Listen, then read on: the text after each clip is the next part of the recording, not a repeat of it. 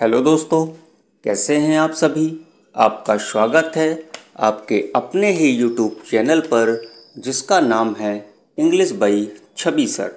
तो दोस्तों, आज मैं डिस्कस करने जा रहा हूं मॉडर्न एज और 20th सेंचुरी को। दोस्तों, इस इम्पोर्टेंट क्वेश्चन को हम लाइन बाई लाइन इंग्लिश से हिंदी में समझने की कोशिश करेंगे। दोस्तों, जैसा कि आपको पता है कि आजकल English by Chhavi sir channel आपको आपके first paper history of English literature से सभी इम्पोर्टेंट क्वेश्चंस को कवर करा रहे हैं और बहुत जल्दी आपको सेकंड और थर्ड पेपर को भी कवर कराएंगे। बस आप सभी इसी तरह से पढ़ते रहें और देखते रहें English by Chhavi sir channel को। तो चलिए, अब आपका ज़्यादा समय न लेते हुए आइए शुरू करते हैं आपके आज के वीडियो को। So let's start modern age और 20th century. What are the chief characteristics, यानी मुख्य विशेषताएं क्या है of the poetry of modern age और 20th सेंचुरी, यानी मॉडर्न एज और 20th सेंचुरी की पोइट्री की मुख्य विशेषताएं क्या है। Let's see the answer. Introduction. The modern as has inherited the political and social legacy. Modern age को विरासत में मिला पॉलिटिकल और सोशल लीगेसी, यानी सामाजिक परंपरा, फ्रॉम 19th सेंचुरी, 19वीं शताब्दी से। It's predecessors in the form of twin keywords. यह ट्वीवर्ड्स यानी जुड़वा कुंजी शब्दों के रूप में पूर्ववर्ती है, और ये जो दो शब्द हैं डेमोक्रेसी एंड रिफॉर्म है, यानी प्रजातंत्र और सुधार है। The 20th century is hardly anything more than the mere extension of these two principles. 20वीं शताब्दी शायद ही इन दो प्रिंसिपल्स यानी सिद्धांतों के विस्तार से अधिक कुछ भी हो। At the beginning of the present century की शुरुआत में Britain was undoubtedly the mightiest world power. जो ब्रिटेन था अनडाउटेडली निसंदेह रूप से माइटीएस्ट वर्ल्ड पावर था, यानी संसार की सर्वश्रेष्ठ शक्ति था। But as a result of 2 world wars, लेकिन 2 वर्ल्ड वॉर के रिजल्ट के परिणाम स्वरूप, and specially after the second, और मुख्य रूप से सेकंड वर्ल्ड वॉर के बाद, that empire is no more, यानी ब्रिटेन का जो साम्राज्य था, जो एम्पायर था, इज नो मोर, अब वह अस्तित्व में नहीं है। टेंडेंसीज ऑफ मॉडर्न पोइट्री, यानी मॉडर्न पोइट्री की टेंडेंसीज, प्रवृत्तियाँ। Poetry of revolt. The modern age proved inimical.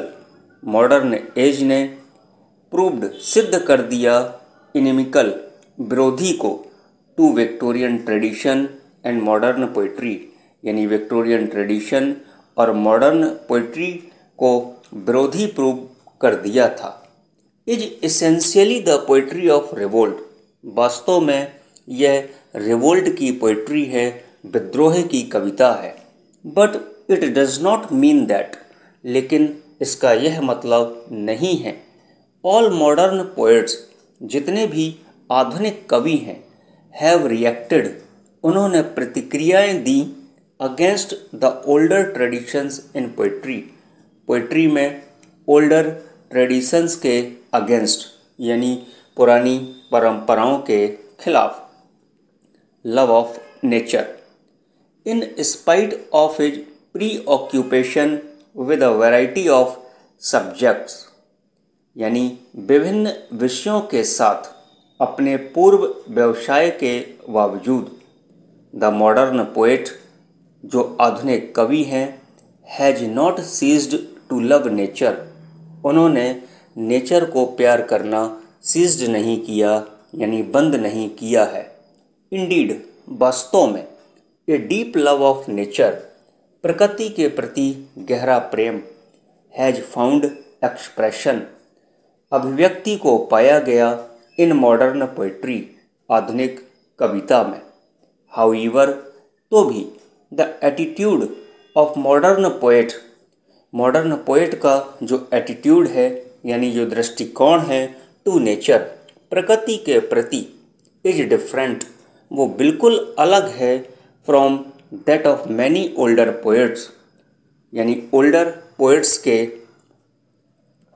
Such as William Wordsworth और पीबी शैली, जैसे कि विलियम वर्ड्सवर्थ और पीबी शैली हैं।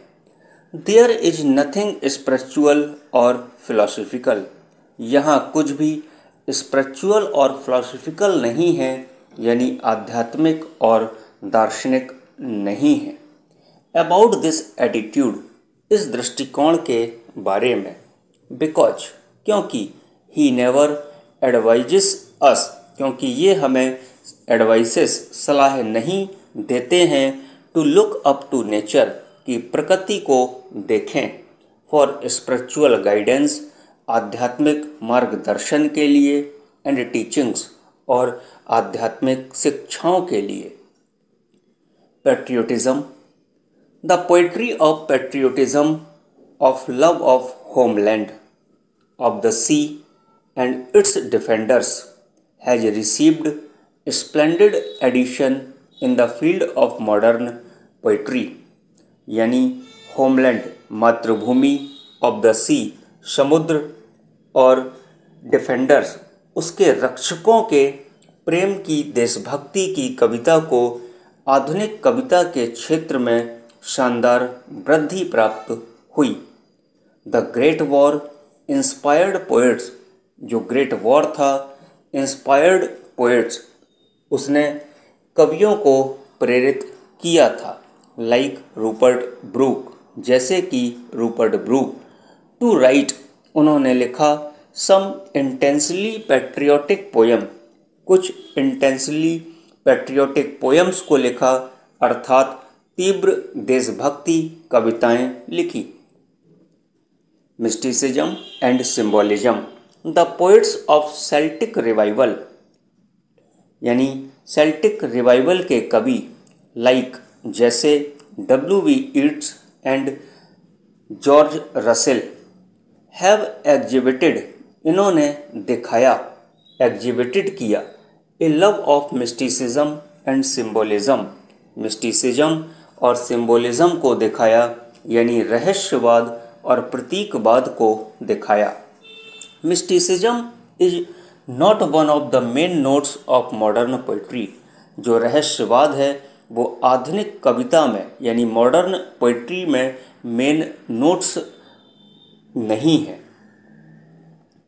The mood of pessimism and disillusionment, the modern age is an age of disillusionment, जो आधुनिक युग होता है वो एज ऑफ डिसइल्यूजनमेंट है यानी भ्रम का एज है, निराशा का एज है।